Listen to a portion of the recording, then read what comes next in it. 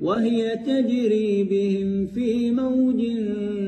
كالجبال ونادى نوح ابنه وكان في معزل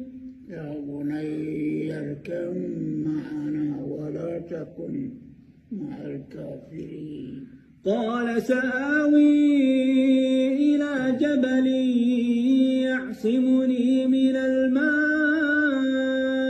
قال لا عاصم اليوم من أمر الله إلا من رحم